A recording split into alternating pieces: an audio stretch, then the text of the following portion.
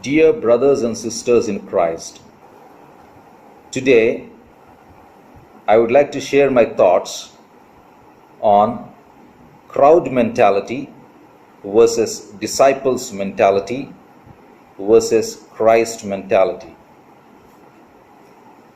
Crowd mentality versus disciples mentality versus Christ mentality.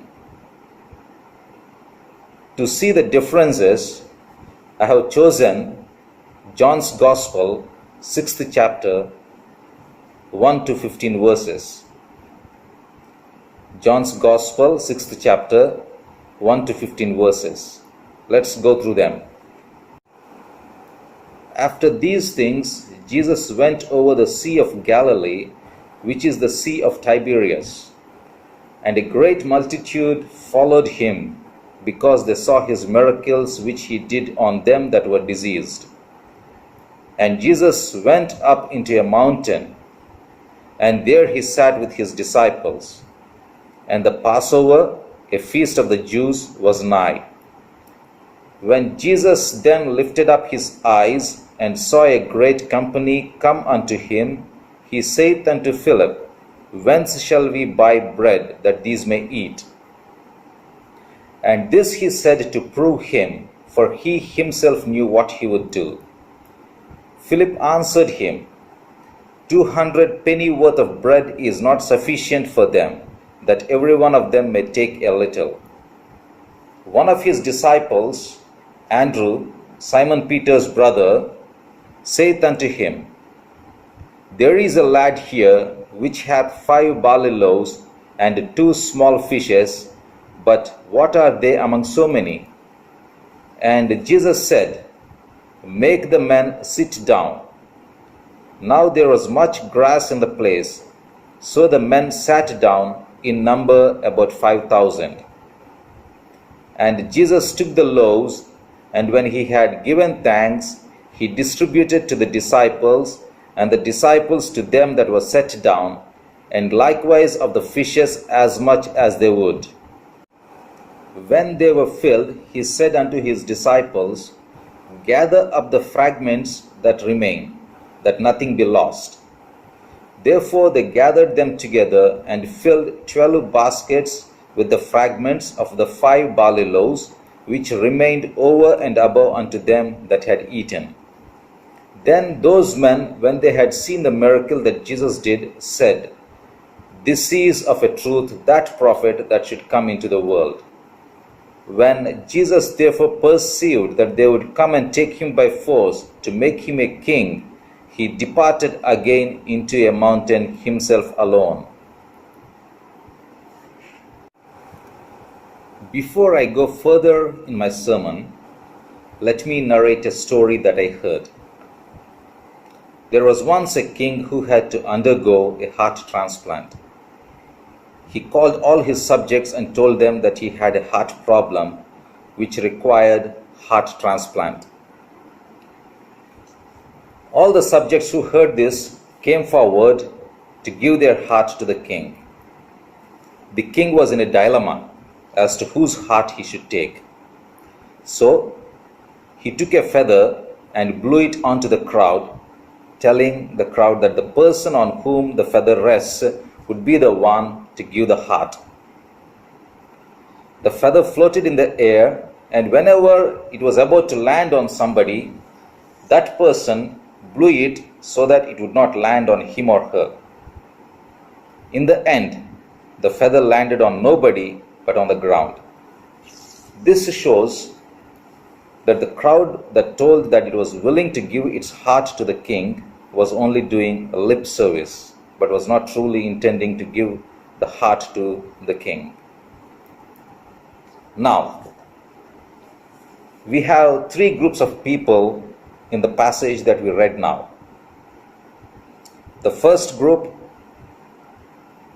is the crowd, the second group is the disciples, and the third is Jesus himself.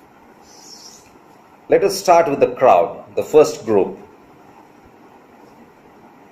When Jesus crossed the Sea of Galilee, the crowd also followed him.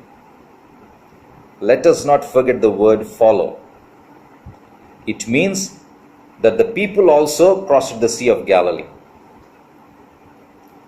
Crossing a sea is not like crossing a street.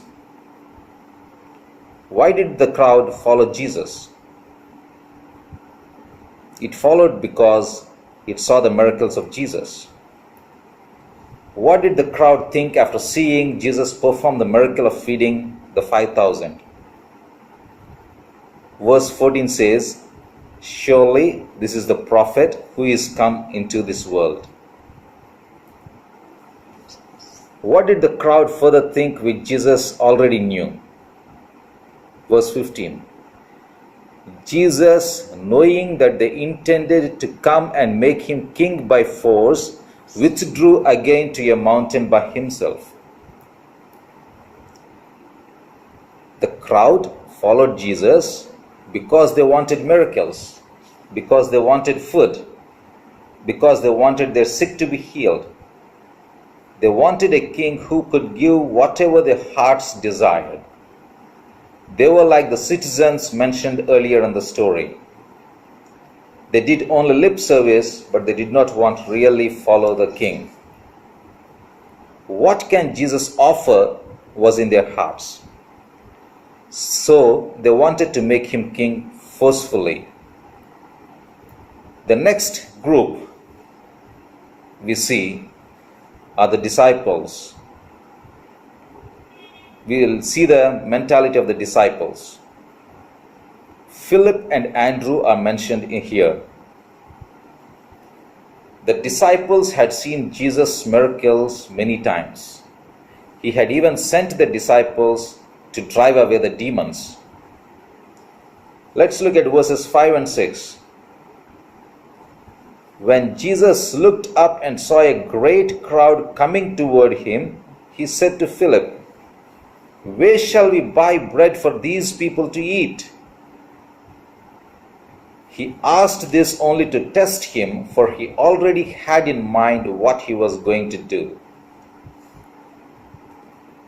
So, Jesus asked Philip only to test his faith.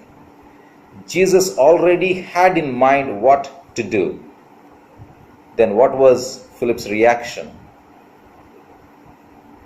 Verse 7 says, "It would take more than half a year's wages to buy enough bread for each one to have a bite." So, Philip did some instant calculation. Many of us also do the same. Instead of placing our faith in Jesus who can perform miracles, we resort to calculations. Even though they saw Jesus calming the storm, even though they were rebuked by Jesus for their lack of faith, they still could not believe that he could feed the crowd. Andrew looks better when compared to Philip. Verses 8 and 9. Another of his disciples, Andrew, Simon Peter's brother, spoke up. "Here is a boy with 5 small barley loaves and 2 small fish, but how far will they go among so many?" Perhaps Andrew wanted to save the boy from the crowd.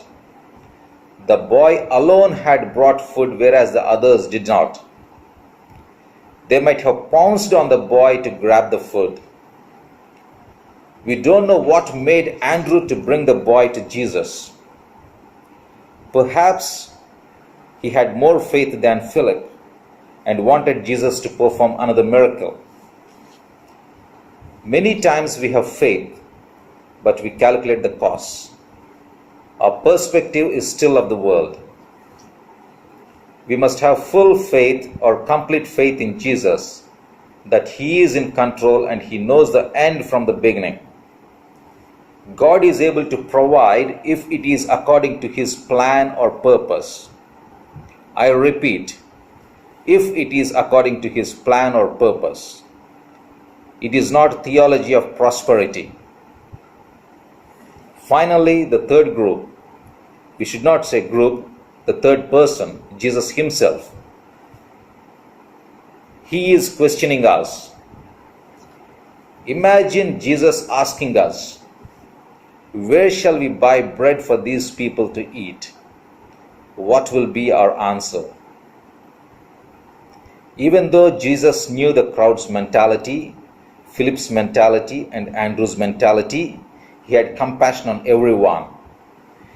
Humans help those who can reciprocate, whereas Jesus has compassion on everyone. His perspective is different from that of ours.